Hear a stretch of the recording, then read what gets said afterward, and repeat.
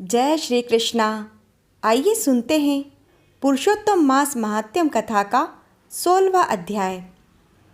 श्री नारायण ने आगे कहा, हे महाप्राज्ञ नारद, वाल्मीकि ऋषि ने जो परम अद्भुत चरित्र दृढ़ धनवा राजा से कहा, उस चरित्र को मैं कहता हूँ, तुम सुनो। वाल्मीकि ऋषि बोले, हे दृढ़ धनवन, हे महाराज, हमारे वचन को सुनिए। गरुड़ जी ने केशव भगवान की आज्ञा से इस प्रकार से ब्राह्मण से कहा, हे द्विज श्रेष्ठ, तुमको 7 जन्म तक पुत्र का सुख नहीं है। यह जो वचन हरि भगवान ने कहा, सो इस समय तुमको वैसा ही है। फिर भी कृपा से स्वामी की आज्ञा पाकर मैं ही तुमको पुत्र दूंगा। हे तपोधन, हमारे अंश से तुमको पुत्र होगा, जिस पुत्र से गौतमी के साथ तुम मनोरथ को प्राप्त करोगे। किंतु उस पुत्र से होने वाला दुख तुम दोनों को अवश्य होगा। तुम धन्य हो जो तुम्हारी बुद्धि हरि भगवान में हुई है। हरि भक्ति तो सकाम हो अथवा निष्काम, दोनों ही भगवान को प्रिय है। मनुष्य का शरीर जल के बुदबुदे के समान एक क्षण में ही नाश होने वाला है। उस शरीर को प्राप्त करके जो हृदय में हरि के चरणों का चिंतन करता है, वही धन्य है। इस संसार से तारने वाले हरि भगवान के अलावा और दूसरा कोई नहीं है। यह हरि भगवान की ही कृपा से मैंने तुमको पुत्र दिया है।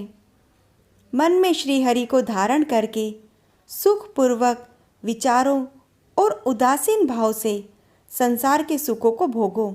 वाल्मीकि ऋषि ने कहा, गौतमी और सुदेव दोनों स्त्री पुरुष के देखते देखते उत्तम वर को देकर उसी समय गरुड़ पर सवार होकर भगवान श्री हरि शीघ्र ही वैकुंठ को चले गए। सुदेव शर्मा भी स्त्री के साथ अपने मन के अनुसार पुत्र रूप के वर पाकर अपने घर को आया और उत्तम गृहस्थाश्रम के सुख को भोगने लगा। कुछ समय बीतने के बाद गौतमी को गर्भ रहा और 10वां महीना प्राप्त होने पर गर्भ पूर्ण हुआ। प्रसूति काल आने पर गौतमी से उत्तम पुत्र की प्राप्ति हुई। पुत्र के होने पर सुदेव शर्मा बहुत ही प्रसन्न हुए। श्रेष्ठ ब्राह्मण को बुलाकर जात कर्म संस्कार किया और अच्छी तरह से स्नान करके ब्राह्मण श्रेष्ठ सुदेव शर्मा ने ब्राह्मणों को बहुत सा दान दिया। ब्राह्मण और स्वजनों के साथ बुद्धिमान सुदेव शर्मा ने नामकरण संस्कार किया। कृपालु गरुड़ जी के प्रेम से यह पुत्र हुआ है, जो शरतकालीन चंद्रमा के समान उदय को प्राप्त तेजस्वी और यह शुक के सदृश है। इसीलिए मेरा यह पुत्र शुकदेव नाम वाला हो। माता के मन को आनंद देने वाला यह पुत्र पिता के मनोरथों के साथ साथ शुक्ल पक्ष के चंद्रमा के समान बढ़ने वाला है। पिता ने हर्ष के साथ उपनयन संस्कार कर गायत्री मंत्र का उपदेश दिया। बुद्धि के सागर उस बालक ने वेदों का अध्ययन प्रारंभ किया। बालक ने सद्बुद्धि से अपने गुरु को प्रसन्न किया और गुरु के एक बार कहने मात्र से समस्त विद्या को प्राप्त कर लिया। वाल्मीकि ऋषि आगे बोले, एक समय की बात है, कोटि सूर्य के समान प्रभाव वाले देवल ऋषि आए। उनको देखकर हर्ष से सुदेव शर्मा ने दंडवत प्रणाम किया। देवल ऋषि उस आसन पर बैठे और अपने चरणों पर बालक को गिरते हुए देखकर देवल ऋषि बोले, अहो हे सुदेव, तुम धन्य हो। तुम्हारे ऊपर भगवान प्रसन्न हुए, क्योंकि तुमने दुर्लभ सुंदर श्रेष्ठ पुत्र प्राप्त किया है। हे पुत्र, यहाँ पर आओ। तुम्हारे हाथ में यह कौतुक क्या देखता हूँ?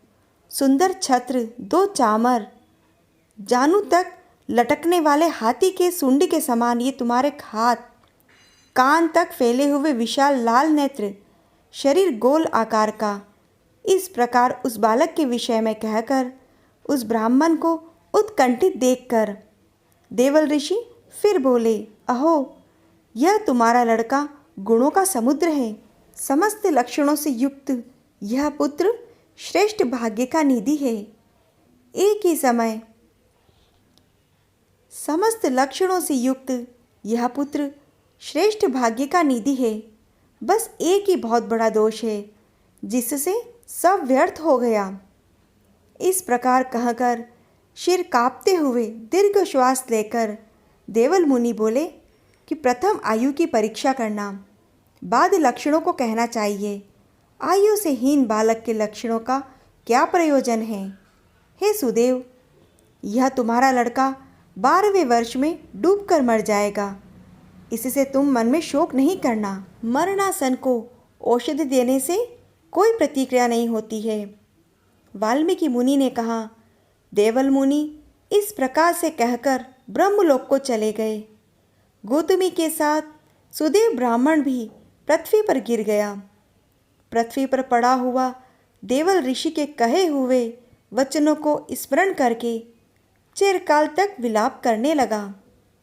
बाद में उसकी स्त्री गौतमी धैर्य धारण करती हुई पुत्र को अपनी गोद में लेकर पति से बोली, हे द्विजराज, होने वाली वस्तु में भय नहीं करना चाहिए। जो नहीं होने वाला है वह कभी नहीं होगा, और जो होने वाला होता है वह तो होकर ही रहेगा। क्या राजा नल, रामचंद्र, वाल्मीकि ऋषि बोले? इस प्रकार सुदेव शर्मा ने अपनी स्त्री गौतमी के वचन को सुनकर स्वस्थ होकर हृदय में हरि भगवान के चरणों का ध्यान कर पुत्र से होने वाले शोक को जल्दी ही त्याग दिया।